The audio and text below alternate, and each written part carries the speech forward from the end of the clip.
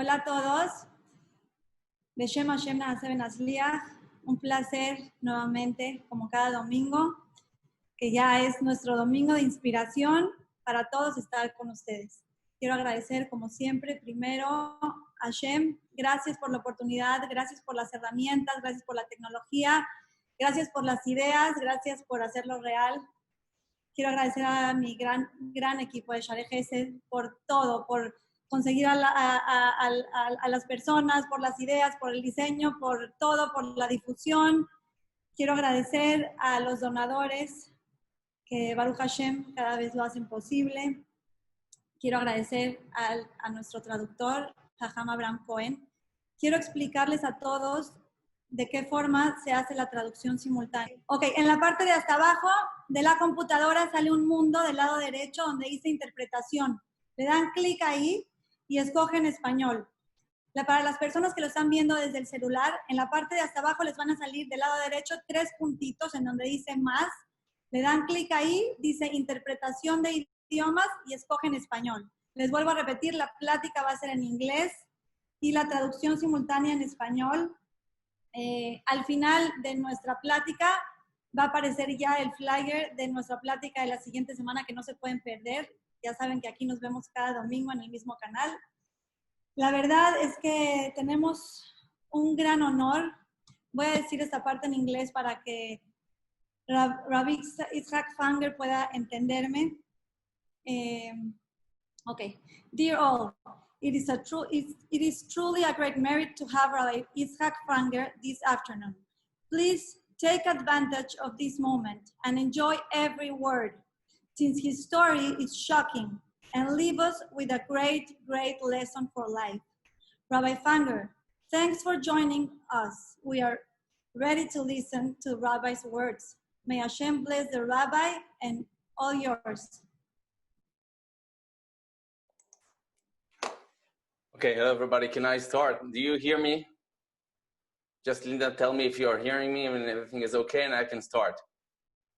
Yeah, Rabbi, everything is okay. Okay. So thank you very much for Share Chesed to invite me to speak with you. It's a very big honor for me. It's a very big chesed. Thank you, Hashem, that gave me the opportunity to speak to you. I'm Israeli, okay? So my English is not so good, okay? I will try to speak slowly, but you know, it's hard.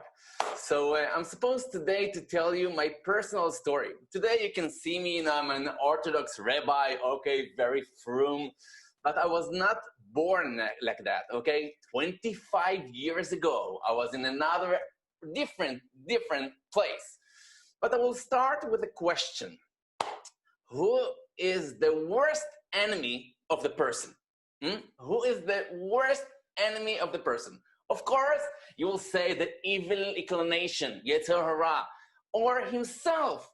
We are the worst enemy of ourselves. There was a story.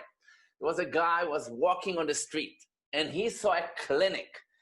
Above the clinic, there was a sign. And the sign was written like that.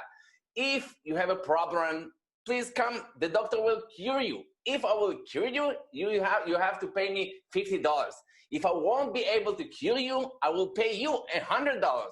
This guy said, I can make money here. Okay, it's very good. Now in the corona, woo! So he went inside the clinic. He came to the doctor and said to him, hi, doctor, please help me. You know, I have no sense of taste. I have no sense of taste. The doctor say, okay, I can help you. Assistant, draw number 24. Small bottle, 3 drops on his tongue. So this the doctor took out the 24 drawer, put out the small bottle, and put on his tongue 3 drops. And this guy, this is the fuel. So the gasoline, yeah. So the doctor say, oh, great, your sense of taste came back. So please pay me $50. This guy said, oh, I lost $50. I have to take it back tomorrow. Day after that, he's coming to the doctor. Hi, doctor. Please help me. My memory. I don't remember anything. Who are you? Who am I? I don't remember anything. The doctor say, you don't remember anything? I have something for you. Assistant, draw number 24. Good evening, everybody. Okay, thank you to Sha'arei Chesed to organize everything, and we are starting. Okay, we start with a story. If you are joining us now, we start with a story with a question before the story, and we ask who is the worst enemy of the person, and we answered the person himself. Okay, we can ruin our life, and we can save our life.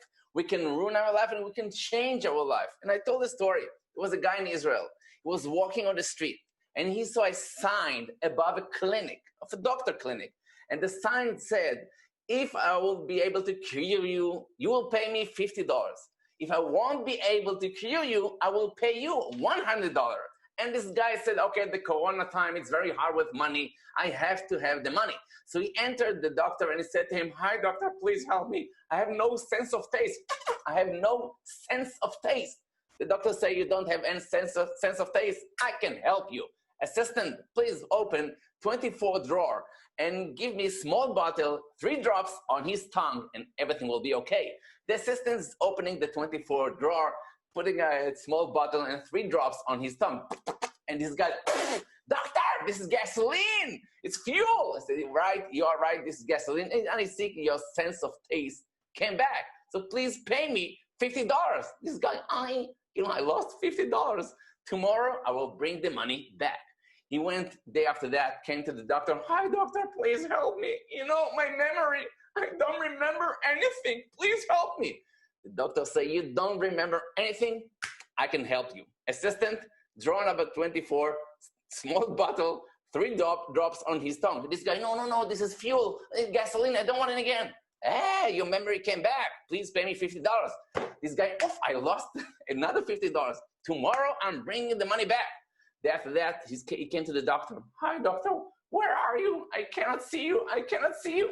The doctor said, yo, you lost your eyesight. I cannot help you. Please take $100 bill. After a minute, he came back and said to the doctor, doctor, this is a $20 bill. The doctor said, your eyesight came back. Please pay me $50. Okay, he lost $150. Who is responsible for that? Of course, himself. We can ruin our life and we can save, we can change our life. And I will tell my personal story. Maybe some of you will take an inspiration to change your life also. Because to tell the truth, I don't love personal stories. Because sometimes you can hear a story of a person and you can say to yourself, okay, he went somewhere, he felt something, and because of that, he became religious. I didn't see anything, okay? I didn't have any miracles, okay? No miracles. So I don't have to become a Baal Tshuva. And this is wrong. So I will tell my story only with one reason, that you will see that it's possible to change, but with one condition, if you will want that. Okay, let's start with my story. You can see me, as I told you, as an Orthodox rabbi today. But 25 years ago, I was the most secular person you can ever imagine, okay? I was living in Herzliya in Israel, just to show you how much Amaretz I was, ignorant. In Israel, even though you are Jewish and you're Israeli, okay, but you don't have any clue what is Judaism, what you're supposed to do with Judaism practices. I'm a secular guy, just to show you how much. The only time I was in shul, Bet Knesset, it was in my bar mitzvah, okay? Because my grandfather insisted, Zichrono Livracha, he insisted that I will go to the Bet Knesset, to the shul, to go to learn the Haftarah, to go to Aliyah LaTorah. This is the first time and the last time that I was in a shul, in a Bet Knesset, till I was 25. The second time I came to a shul, to Bet Knesset, was when I was 25. I will tell you soon why I came to Bet Knesset. But first, I just want to show you how ignorant, how Amaretz I was. I came to the second time to the Bet Knesset. It was Friday, Yom Shishi, in Israel, okay? I came from the beach. I was doing triathlon. You know what triathlon is? It's a competition with 3 things. It's swimming, it's bicycles, and it's with running, okay? I was in Israel, one of the best triathlon people in Israel. I was number 6 in Israel. So I was practicing all the time in the sea, in the beach. So I came to see how a Bet Knesset, a shul, looked like. It was Friday, 3 o'clock in the afternoon. I came to a Bet Knesset very far away from my home. Why? Because in Israel, it's not something cool, okay, to come to a shul, to the Bet Knesset. Oh, Fanger, you went to a shul. Oh, we love you. Something happened to you. Somebody died in your family. Okay. So I went to a place that nobody would recognize me, okay? So I came Friday, 3 o'clock in the afternoon. I came to a shul, the Bet Knesset, very far away from my home. And I knocked on the door. Nobody opened the door. I opened to myself. And I went inside. I saw an old person, an old man. He was the gabbai, okay, the person that responsible of the shul.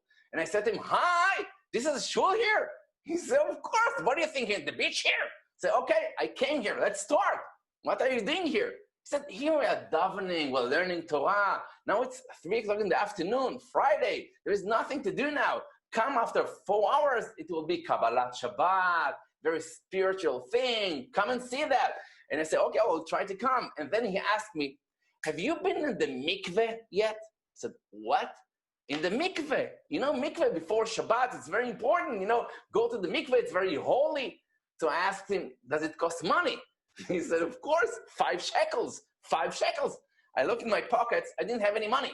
So he said to me, no problem, I will loan you, I will give you 5 shekels. So he gave me 20 shekel bill. And he called somebody, Moshe, take this guy to the mikveh. And this Moshe guy took me to the mikveh. It was very nice, like a small jacuzzi, okay? It was nice, it was fun even. But my parents taught me, if somebody's giving you money today, you have to bring it back day after that, okay? So Friday, he gave me the money. Day after that is Shabbat, beautiful. 10 o'clock in the morning, I'm opening my eyes. And I remembered I didn't give the money to the guy. So I decided to go to the shul, to the Knesset. It doesn't matter how I reached to the shul, okay? It's good I parked the car far away, okay? I didn't know anything. So I came to the shul, it was 10:30. Everybody was in the middle of Kriyat Torah. Wow! And they gave me like a white yarmulke, white kippah, and I was shining, okay? So this guy saw me in the entrance of the shul and said, hi, how are you? Come to see the letters from the Sefer Torah. There is lights, he said to me, from the letters of the Sefer Torah. I came to see the lights. I didn't saw any lights, okay? But between the people that went to the Torah, I put my hands in my pocket, and I put out the 20 shekel bill. And I said to him, hi, this is the money from yesterday. Where to put it? He is an old man, okay? He doesn't use things like that in the Bet Knesset, okay, in the shul. So he shouted, Muktzah! I was terrified. I looked back. Maybe a dog went in. Okay, who's Muktzah is? And he shouted, Muktzah, leave it alone. And you can imagine, all the people in the shul were looking at me, waving with a 20 shekel bill. They shouted at me, don't touch it, leave it. I'm not touching anybody, okay? They're crazy. It's only a paper, okay? So I didn't have any clue what the problem is. So one of the guys took my hand and shook it, leave it alone. I said, leave my hand alone, let's go outside and, do something between us. So for me, it was a trauma, okay? It's a miracle. I stayed religious after that. But this is just like an introduction to show you how ignorant I was, okay? I didn't know anything about Judaism. I'm a Jewish person, of course, but in Israel, there is a very big gap between the religious people and the secular people. So I'm a very, very, very secular person. Okay, let's start. My story began when I was in the army. I'm in the army now. The army I was when I was 18 years old. All the Israeli guys have to go to the army. And I decided to go to a combat unit. I decided to become a commander of a tank. Okay, the tanks. I was a commander of a tank. And I served most of the time or in Gaza, or in the Gaza Strip, or in Lebanon. The story happened in Lebanon. In a tank, there are 4 people. My best friend is one of my soldiers. Okay, we were raised together. We're neighbors. His parents and my parents, well, they're living together. We were in kindergarten together. We were in high school together. And we joined the army together. The only difference between us is that I became a commander and he stayed, an ordinary soldier. And I asked the army, please give me the opportunity to go back to my platoon because I want to be with him. And they agree with that. So I came back to my platoon and I become the commander of my best friend. And we are the two of us in a tank in Lebanon, doing an ambush to the terrorist people, okay, the Hezbollah. And we're supposed to spot them before they will spot us, of course. We're in the tank. We have special eyesight in the night so we can, see them before they will see us. But they started then to do tunnels, okay? They were digging underneath our camp. And we didn't know that. 4 o'clock in the morning, okay? 4 p.m. It's dark, it's quiet, it's Lebanon. It's a very frightening place. But, we were get used to that. So every day it's not like a war. It's something ordinary. We didn't even have a clue that something is going to happen in 2 minutes. And in 4:02, they went out of the ground and started to shoot at us, with a gun machine. And I can never forget the sound of the pistols, of the bullets next to my ear. And one of the bullets hit my friend. And he fell in my arms, okay? One of the bullets hit his head. He fell in my arms, and I'm not wishing even to my worst enemies to see things like that. But this is the moment that changed my life, okay? I looked in the eyes of my friend, and the last sentence that he said was, Fangel, live also for me. Have a life also for me. And he died. And you have to understand, I'm the commander, okay? I'm supposed to say what to do, to attack back, to run away. I don't know, I have to, they are shouting in my ears, Commander, what to do? And for me, the world stopped. Ronen died, okay? And I was like a mad person, okay? I took the gun machine and I drove into the terrorists and started to shoot all of them. I didn't hear anything. I just want to kill them. And we killed all of them, but my spirit also died in that moment. I came back home, and my mother that knows me the best, okay?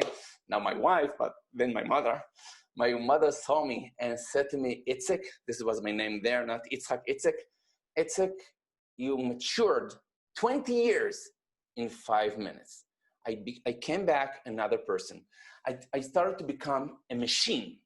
A machine, I will tell you, because when you meet death eye to eye, you understand that nobody has a guarantee to his life, okay? There's not life insurance, real life insurance. So I decided that I have to make the most of my life. And I have a responsibility on my life, not to live my life only for myself, but also for my friend, okay? I'm living my life for two people, for myself and to Ronen also. And from that moment, I became a machine of knowledge. I wanted to learn. I wanted to help people. I found myself helpless. I couldn't help my friend. So I decided from that moment that I want to dedicate my life to help other people. But I don't want to become a medical doctor because I don't like blood and things like that. It's bad memories for me. So I decided to go to learn psychology in Israel. First degree of the BA of psychology. I decided to learn in Israel. I was still in the army, okay, because I was commander. I had rights to learn whatever I want. So I started to learn psychology, first degree in Israel. But after the first degree, I'll tell you the truth. I don't want to offend if there is psychologists that can hear me now. But psychology is beautiful. I love it. I use it today also. But it's a lot of talking and listening. It's beautiful and you need that. But I wanted something that I can help people now. I don't want to wait till I will become, after 7 years. I want to help now. So I decided to combine with the psychology, alternative medicine. Alternative medicine, I started to learn Chinese medicine in Israel. It's 4 years course. And I started to learn after 3 years.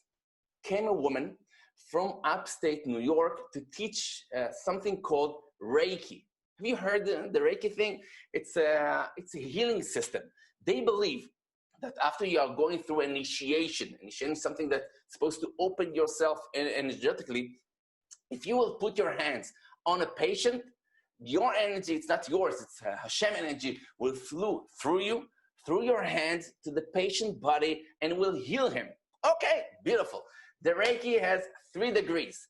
I'm starting to learn the 1st degree and the 2nd degree here in Israel. And this teacher told me that she came to me after 2 courses and said to me, you know, Fanger, you have to know all the patients that went through you, that you healed them, said to me, you know, this Fanger guy, oh, he has it, okay? His hands are different.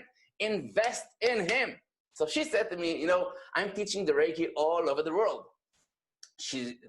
Her place is in upstate New York, but she's teaching the Reiki all over the world. She's very famous, very rich.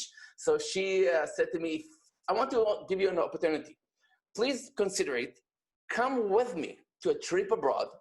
I will teach you everything that I know, and you will come back to Israel after 2 years or 3 years, the best Reiki master that there is. I told you the Reiki has 3 degrees. 1st degree, 2nd degree, and the masters, okay? The masters are the people that can teach other people, they can heal in very high degree. So for me, it was a very, very big, very good opportunity. I was young there. I was 23, I think, something like that. And she was a very wealthy woman. So why not? Of course, it's a business opportunity. Yeah. So I decided to go with her to trip abroad to learn the Reiki in depth. Okay, I started in Switzerland, Germany, France, and then we came to upstate New York, and I'm becoming a Reiki master. I'm living next to her. She bought me everything that I need. I have a new car. I have a swimming pool in my place so I can train my triathlon. My life is beautiful, okay? I have a beautiful, beautiful life. But you will know me. I'm a little bit extreme. If I'm doing something, I have to do it all the way. I don't love to stop in the middle. And if I'm going to be a Reiki master, I want to be the best Reiki master that there is, okay? So I'm learning from this teacher. And then she told me, everything I know, I taught you. I don't know anymore. If you want to be a really good master, you have to go to the Far East. Because the source of the Reiki, it's from the Tibetan Buddhism. So if you want to be the best healer that you can be, you have to learn Tibetan Buddhism, maybe to become a monk. So I was puzzled what to do. I was in the States then, but maybe I will go to Tibet or to Japan or to India. So Tibet, it was a little bit dangerous then. Japan is very expensive. So India, it was easy for me. It's not so, it doesn't cost a lot of money. And I found myself flying to India to a place called Dharamsala. Dharamsala is up north India. And I become one of the students of the Dalai Lama. I don't know if you heard this name, but the Dalai Lama, he is the ruler, okay? He's the chief, like Paro, okay, does. He's a nice person, very nice one. He's the ruler of the Tibetan people. And I joined his monastery. I become a Buddhist monk to learn in depth Buddhism and to become a best healer I can be. Okay, so you have to understand a life of a monk. We are raising up in the morning at 4 o'clock. There is only 1 meal a day, only 1 meal. I'm sleeping on the floor. Okay, there is no like pillow with feathers of a duck. No. Okay, it's very hard. Most of the day, what we are doing, we are practicing meditations, okay? I'm supposed to control my mind, control my thoughts, and to work with my energy to learn how to develop it and to heal other people. Okay, very nice, very good. Easy to talk, okay?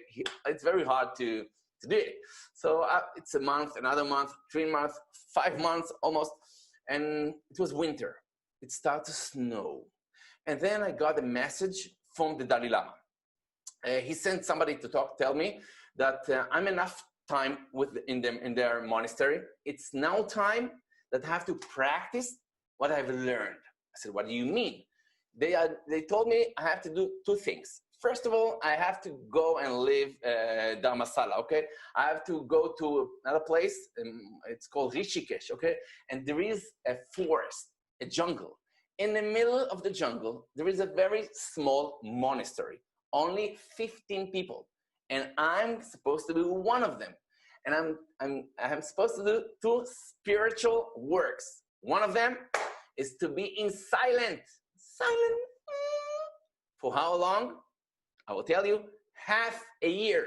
Half a year, not to speak to anybody. Also not to myself, because it was nice to speak to myself. Fanga, how are you? I'm fine, thank you. You know, you can develop conversations, but half a year, not to talk. They believe that if you are talking, you are losing energy, okay? And if I want to be a healer, I want to help people, to heal people, I have to absorb my energy and not to lose it, okay? So half a year, you shouldn't talk to anybody. I can read, but not to put the words out of my mouth. Just to be with myself, concentrate, work with meditations and mantras that they gave me. I will tell you soon. And this is what I was supposed to do for half a year. The second thing, I have to practice yoga. Okay, I was here in Israel, a yoga teacher, so I'm supposed to be very good in that. So I have to practice yoga from morning till night, all the time, practicing yoga to bring my body to purification, my body for the best level I can reach. Okay, two things, yoga all day and meditations and silent. This is the reason I became a speaker. Sorry that you are my victims, okay? I need to talk, please. Okay, stop. I'm kidding. But half a year, I'm supposed to be in silence. I called my parents. Hi, mommy. For the next half a year, there is nobody to talk with. My mother said to me, son, we love you. Okay, we trust you. You can do it. Okay, we are behind you. Just do it, Nike, and everything will be okay. So I'm saying goodbye to my parents. They understand that I'm going to a monastery, very small one, in the middle of the forest. There is no cell phones then. There is nothing. I can write only postcards. I don't know, maybe the young people doesn't understand what postcards are. It's not email, it's postcards, okay? And I'm saying goodbye to everybody, and I'm reaching to a monastery. I'm coming to the forest. It's jungle, very beautiful place in Rishikesh. I'm taking donkey. This is the only way to get to reach to this place. You have to take the few donkeys that are coming 1 in 2 weeks to this place to bring things that you can buy. You can buy toilet paper. You can buy candles. Okay, there is no electricity. There is nothing. Okay, I reached to this monastery, and it's like in the middle of nowhere. Okay, there is no shops. There is no grocery shop, of course. There is no electricity. There is no hot water. There's no hot water. There is a river, like 200 meters from the monastery. From that river, we are drinking, we're taking showers. Okay, this is our source of water. What we are planting in the ground, this is what we are eating. We are like goats. Man, yeah, this is the feeling. Nice, beautiful. Somebody wants to do that? Yeah. But it's a beautiful place, okay? So I reached there and I started my silent retreat. I don't know if some of you tried even to be in the silent for one day, just one day. There is something called Vipassana. It's nice, 7 days, maybe 9 days, depends on the places.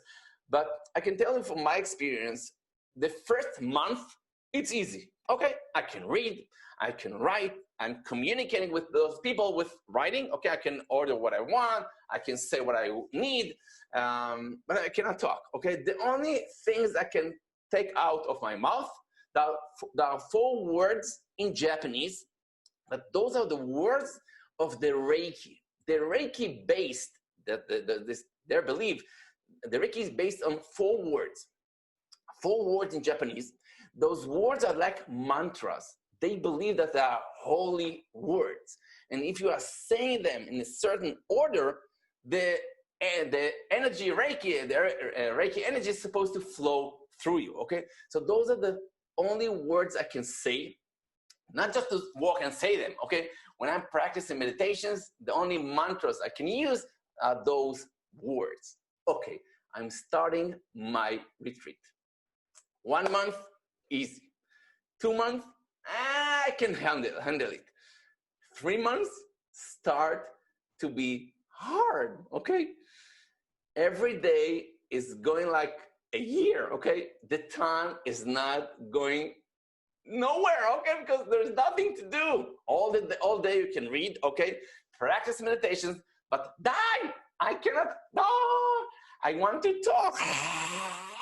Okay, it's very, very hard, but you know, I'm very tough with myself. Okay, Fungi, you were in the army, okay? You fought with terrorists. You can do everything, okay? You're not a little kid, not a sissy, okay? Do it, Fungi. Okay, it's easy to talk, but it's very hard not to talk. Okay, another day. It's like endless time. You know, the time is not going anywhere. It's very hard. I cannot hold it anymore. And one day, I was alone. Okay, I was alone. But you have to understand, nobody was watching me there. I could talk if I wanted. I could go to a place and talk to myself. Okay, I didn't talk. I didn't say anything. No, but you know, you're battling between yourself. And I think most of our battles in our life is between ourselves. It's not because somebody will see us. It's even somebody will never see us. It's a question of what do you want in your life? Are you going to, you know, let yourself easy, do whatever you want or whatever you need to do? And I think each one of us are suffering. All the people are suffering, but you can choose which suffer to suffer. You have all the suffering of discipline, all the suffering of regret. Again, you can choose which suffer you can use in your life, or discipline. And of course, it's not easy. Of course, it's not nice sometimes, but it's worth it because after you discipline yourself, you feel very satisfaction. You're feeling, wow, it was good. It was wonderful for me. I did that. I didn't break down. But if you will go easy on yourself and do whatever you want, okay, you will have the suffering of regret, and regret can be lifetime. Okay, so think about it. It's not in our story now, but I'm coming back to myself. 3.5 months. I cannot hold it anymore. Okay, suffering, regret. Okay, no problem. I regret on that. But I cannot handle it anymore. I'm dreaming in my dreams that I'm talking to somebody. Okay, halas. I want to talk. It was one day. It was morning. All the monks were at the garden. They were walking in the garden. I was in the river. Okay, I was practicing my swimming, so I was in shape. So nobody saw me. And you have to understand, after 3.5 months of silence, it's like a volcano inside of you. Okay, and you want to burst. Okay, and it's hard. And I decided, yalla, I'm doing whatever I want. Okay, I'm opening my mouth, and whatever will go out, okay? And now, hear me carefully.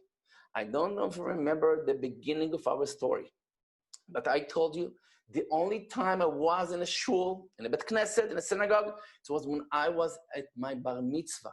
It was 12 years backwards, okay? Just in a quote, but now I'm going back to my story. After 3.5 months, it's like a volcano, inside volcano, and I have to talk, and you have to, the first word, it will be hard. It's like, there is like a wall. You have to go behind that. It's hard to say.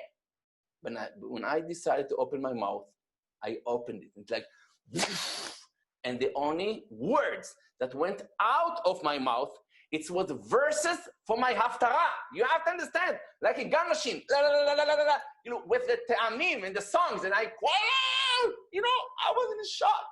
Funger, something happened to you. Come to mommy. Verses, psukim haftarah. My memory is not the best part of my life, okay? I left it to my wife. Maybe to all the women in the world, okay? Don't be offended, but you have a memory like Yad Vashem. You know what's Yad Vashem in Israel? You don't forget anything. Okay, your husband said to you something 10 years ago. Do you remember what you have said to me in Sharei Chesed when we... He doesn't remember. Sharei Chesed, who Sharei Chesed? I don't remember anything. Okay, so for me to remember verses from my Haftarah 12 years before, it was a shock for me. And I asked question, Funga, why verses? Why psukim from Haftarah? Why not the song of, I don't know, a singer that you love? No, verses from the Haftarah. Okay, but not because of that. You become Baal Tshuva. You know, people doesn't love to change. It's hard, of course. So you're making excuses. Okay, verses from the Haftarah. So what? Maybe you miss your Torah teacher. Maybe you miss Israel, okay? My dynasty, voila, it's the place I was born. I love Israel. Yeah, but you're making excuses not to say to yourself, why that? Why verses? It's hard. It's hard. People find it very hard to change. Maybe you know the story. There was a guy from New York. He was walking on the street, and he worked in the New York Times. And he went to see something that he can write on. And he saw a person standing in front of an office building with a cigarette in his fingers, smoking cigarette after a cigarette, cigarette after a cigarette. So the journalist guy said to him, how much do you smoke a day? And the other guy said, me, 3 packs a day. He said, 3 packs a day? Since when? Since I was 16. And how old are you now? 56. So the journalist took a calculator and did like that. 3 packs a day, $30 times 365 days a year times 40 years equals, he said, look how much money you are spending on cigarettes. If you weren't smoking, he said to him, you can buy a building like that. So the guy was standing in front of this building with a cigarette, and he asked the journalist, do you smoke? He said, of course not. He said, no, do you have a building like that? He said, no, I don't have. He said, you see, I'm smoking, and this is also my building. Not nice, okay? It's not nice. He showed you facts, okay? You're losing your money. You're throwing your money to the trash. Stop smoking. It's hard, okay? Hard. And people doesn't love to change because it's hard. But I will tell you something. It's hard, of course, but it's worth it. And I'm going back to my story. Okay, verses from the Haftarah went out of my mouth. So what? Because of that, I will become a religious person? Nah, of course not. I calm myself. Everything is okay, Fanga. Continue with your life. Okay. 3 days after that, I broke my silent. And day after that, I ran off candles. There is no electricity there. So you are living with candles. You're going to sleep at 8 o'clock in the night because there's no lights. You are waking up in the morning very early, at 4 o'clock in the morning because it's sunrise. But you need candles a little bit. And I'm a night type. I love the night. We're continuing, summarize what we talked till now. We were in the middle of my story. Okay, I'm in India. I went to a silent retreat for 3.5 months. I'm supposed to have be in 6 months silent, but I broke my silent after 3.5 months. Verses from my Haftarah went out of my mouth. And you have to understand, after 3.5 months with a silent retreat, you don't think what should go out of your mouth. It's like a volcano, okay? So for me, it was a shock, but not because this shock, I became a Baal Tshuva, okay? But a few days after that, I'm in my room, and it's night. And all the monks are going to sleep very early because there is no electricity. I'm more a night type. I love the night. It's quiet, it's beautiful, and I'm in my room. It's not really a room, it's a few blocks on each other, but it's called a room. And I'm practicing meditations. So I have one of my candles, and I want to go to sleep. It was 11 o'clock in the night, very quiet. It's a jungle. Like that. So it's 11 o'clock in the night, and I'm closing my candle. and it's dark. In the minute I closed my candle, I had an odd feeling that there is somebody with me in the room. I light one of my candles again, and I was doing like a patrol in the room. I had a feeling that somebody is watching me. And you have to understand, because I was in the army, okay, because I was in a combat unit, they are teaching you to develop like a sixth sense, to notice if somebody's looking at you, if somebody's, ambushing you, that you can, defend yourself or fight back. So I had a very, very, but strong feeling that there is somebody with me in the room, but there is nobody there, okay? I'm with a candle. I want to go to sleep. Just let me go to sleep. I'm tired. But there is a very strong feeling that there is somebody with me, but there's nobody there. I decided, okay, change place, change luck. Meshaneh makom, meshaneh mazal, it's called in Hebrew. I will sleep outside. Maybe there is something in the room. So I'm putting one of my candles on the floor to see the way out.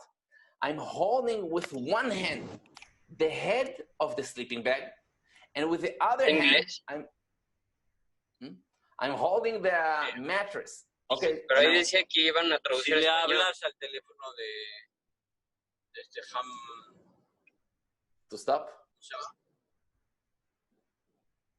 Ham. Hay traducción. To stop or to continue? No, it's just one microphone that went on. Okay. Yeah. Okay. So with one hand, I'm holding the head of the sleeping bag. With other hand, I'm holding the mattress that I'm sleeping on. So I put one of the candles to see the way out. As I'm pulling the head of the sleeping bag up, a yellow scorpion fell from the head of my sleeping bag. And you have to understand, a yellow scorpion, if I'm supposed to put my head like every night for the 3.5 months that I was there, I'm supposed to put my head exactly on him. And to put your head on a creature like that, one bite of him, and you can say goodbye to everybody, and you will take a flight to your grandpa in the world to come, okay? For the first time in my life, I have a very strong feeling that there is somebody up there that protects me, that, guarding me. I don't know who it is. I don't know his name.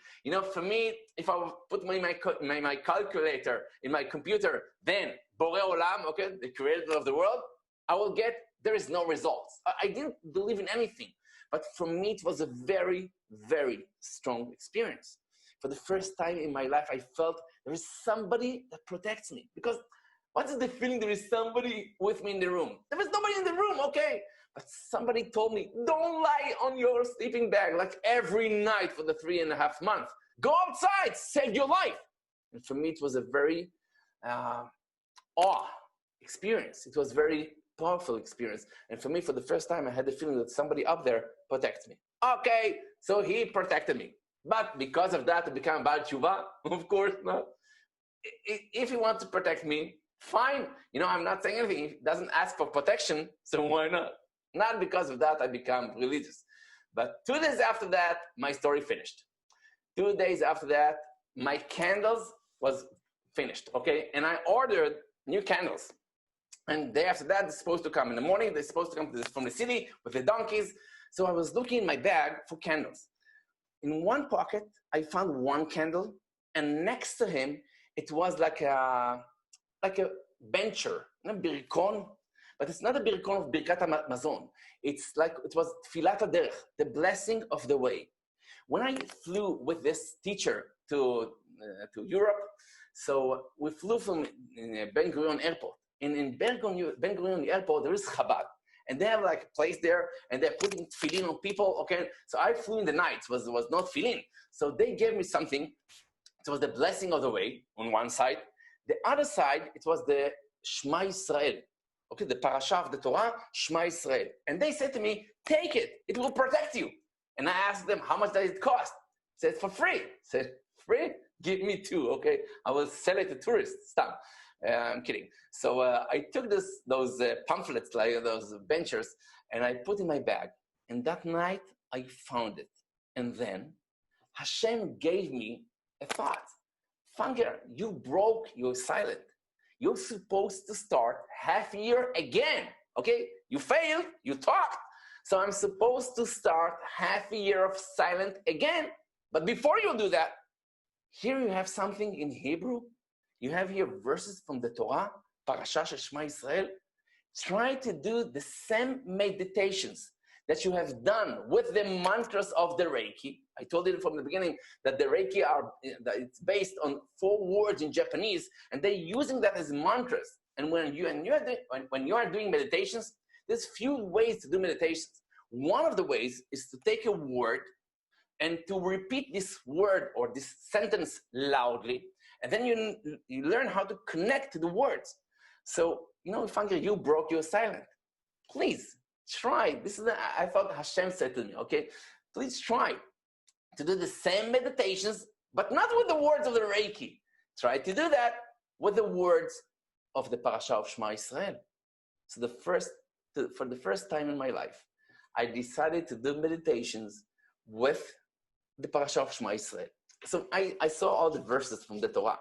I didn't know what to choose, but I saw the first sentence, this first verse, okay? It was like the headline, okay? I will start with the headline.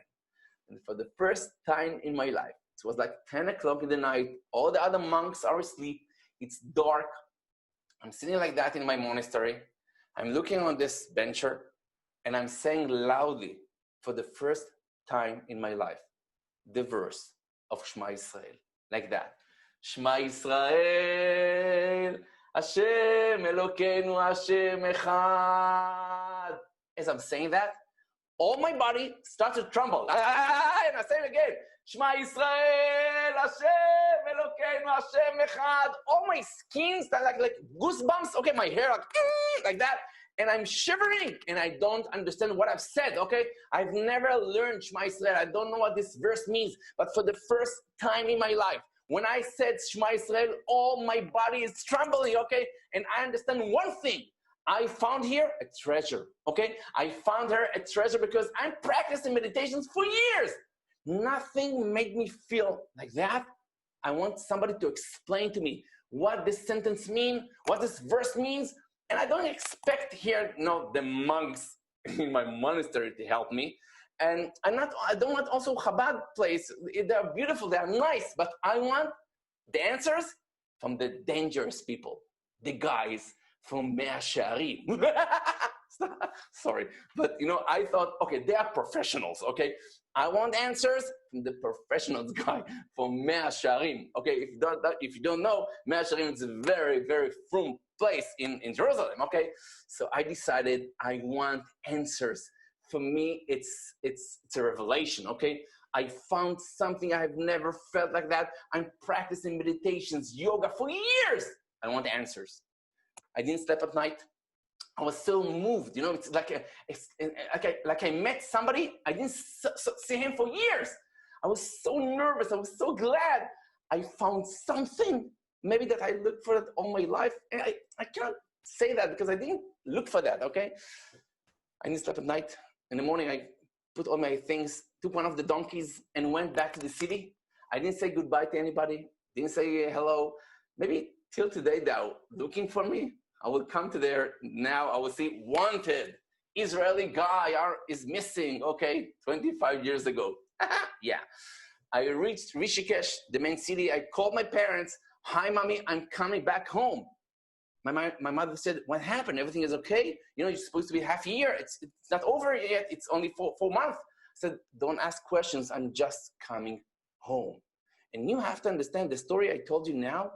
It's not a story that I thought I will tell someday to somebody. It's my personal story, my personal experience. I came back to Israel. The first day I landed in Israel, I went to my parents' home, of course. I have a small apartment there. This was my clinic that I was treating people. In front of my clinic, there is a bulletin board. And it was an advertisement said like that, lecture, Jewish mysticism, life after death. Entrance free. I said to myself, Fanger, You were all over the world. You learned Christianity. You learned Buddhism. Here you have a lecture in Judaism. Go and see that. And for me, it was a nice experience. Of course, interest-free. I love it, okay? So I decided to go there. For the first time in my life, I went to a lecture in Judaism. The subject was life after death. Beautiful. I came a little bit late. So the only open row was the first row. I sat in front of the speaker. And the speaker started his lecture with a PowerPoint, you know. He started his lecture, reincarnation. And he looked at me, did you understand? Say, yeah, I understood. Continue. He continued his lecture, near-death experience. Did you understand? Say, yeah, I understood. I looked back, maybe I'm alone here. No, the place was full. But he took me as a project. And you can imagine why, okay? I was bald, like the Buddhist monks. People put, you know, kippah, yarmulke on their heads. I'm not going to put yarmulke on my head, okay? He continued the lecture. Seance. Did you understand? He's putting on me. I said, yeah, I understood. This was all the lecture. Did you understand? Yeah, I understood. Did you understand? Yeah, I understood. At the end of the lecture, he asked, there is somebody has questions here? I raised my hand. And he was so glad. Yeah, do you have a question? I said, no. I just want to tell you that I understood. No, I have a question, I said to him. I have a question. Please, I told him, don't be offended. Okay, I just want to know, okay? You proved us that there is life after death. Okay, I cannot argue with facts. Okay, you showed us facts, amazing. But sorry to tell you, I said to him, I'm a Jewish person, but I've learned a lot of religions. And all the religions, for me, are the same because you are saying the same thing. Of course, there is life after death. But if I would come to a Christian priest, he will say to me, of course, there is life after death. And if you will come with me, you will be in heaven. If you won't come with me, you will be at hell. Okay. If I will come to a Muslim person, okay, a Qadi, a Muslim teacher, he will say to me, of course, there is life after death. If you will come with me, you'll be in heaven. If you won't come with me, you'll be at hell. And you, Rabbi, sorry to tell you, you are saying the same thing. So why should I go with you and not with them? Oh, he said, wow, a good question. It is a very, very good question. But he said, you have to understand that Judaism is the only religion on earth that can prove you, first, that there is Hashem. Second thing, that he gave the Torah, that Hashem gave the Torah. So everything that is written in the Torah, in the oral Torah and in the written Torah, this is the truth. According to this world and the other world. And if you want to learn that, if you want to learn proof to that, please come to a seminar for 4 days now in Ashkelon, it's a place in Israel, and just learn what Judaism has to offer. Are you coming? I said to him, yeah, I will come. He said, you're not afraid? I said, no. Okay. I was sure who is giving lectures there. Rabbis. I love them. But they don't understand in science. They don't understand history. They don't understand facts. Okay, they're rabbis. They are nice, but they don't update, okay, themselves. This is what I thought then. So I decided to go there just, to quiet my conscience. And I came there for 4 days seminar. It was a special seminar for academic people. It was very, very powerful and very wise seminar. And I have to tell the truth. The first lecture was about relationships. And I said, okay, what the religious people understand in that? Okay, I want to hear. And I was in shock. Okay, I said, whoa, if in that subject they understand, I have to hear the other subjects. And after 4 days, I have to tell you, I was in a shock, in a real shock, a culture shock. I thought I'm a wise person, okay, I have a first degree in psychology, I was all over the world, yeah. And I was in such a shock that after 4 days, I stood on the stage of the seminar and I said to them, what I've learned today, after 4 days, I didn't learn in my 25 years of my life. Today, I know that there is Hashem. I know that He gave the Torah. So, but I have to tell you something. I wrote everything that you said. I'm going back tomorrow to the university. But if it's true what you said today, on all the 4 days, I want to become a Baal Tshuva. I want to become part of the Orthodox Judaism. And everybody was standing on their feet and wow, applause. Fanger become a Baal Tshuva. Okay, I was sure, a red carpet will till my home. Motorcycles will join me till home. Just Fanger will become Baal Tshuva. But you have to understand, when my parents understood that their kid, like the best kid, okay, was in a Jewish seminary, my mother with an RPG, okay, gun machine, my father with tanks. My mother said to me, why do you go to those places? Your life is good. I said to her, Mom, I just want to learn about Judaism. Everything is okay. I'm not becoming religious, okay? Be cool.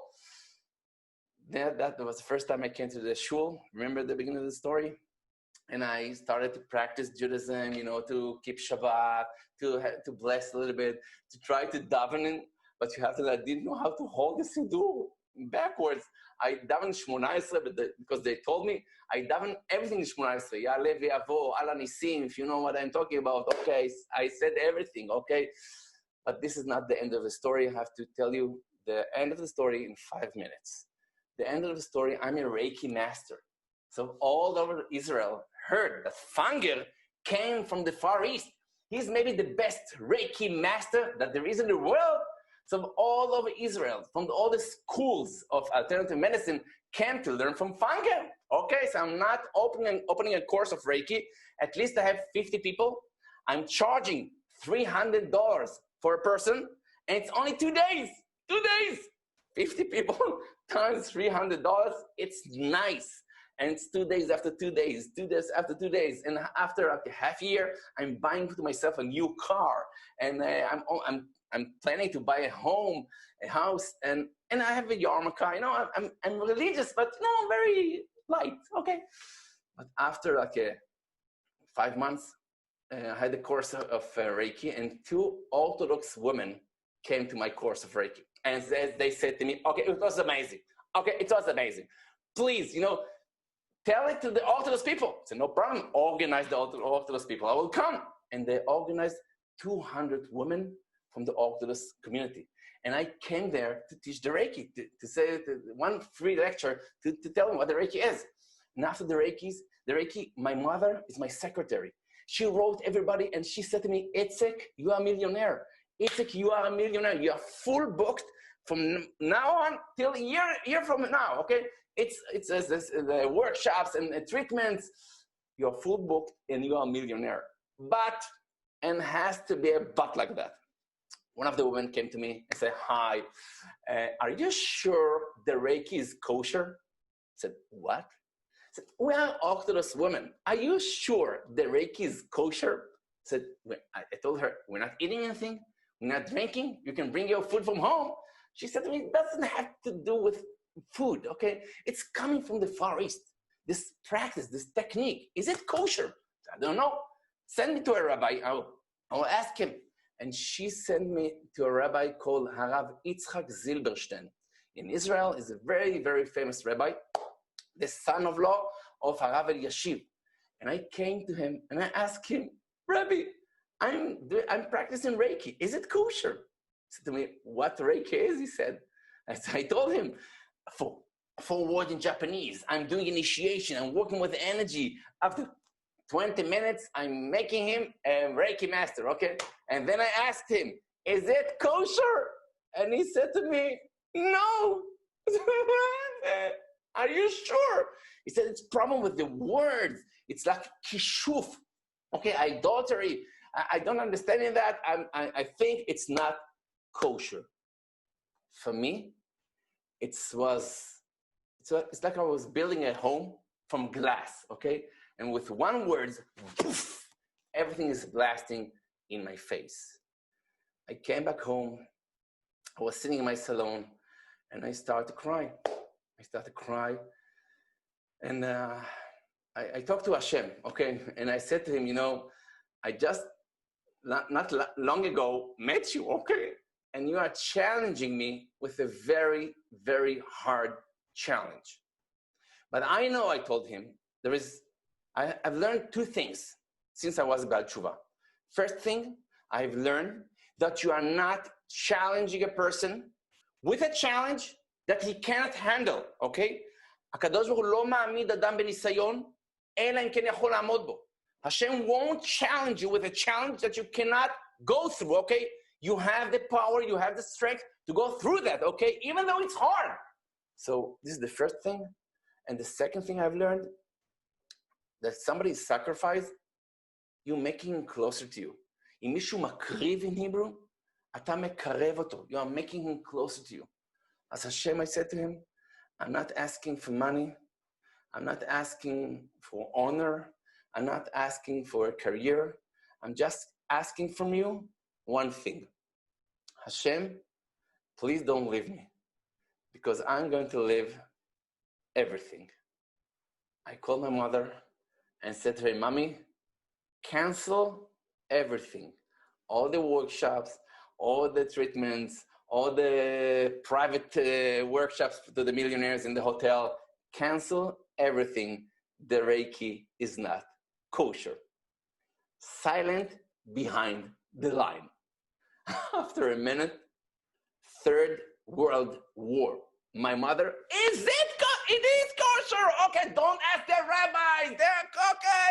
I'm telling you, it's your mother telling you it is kosher.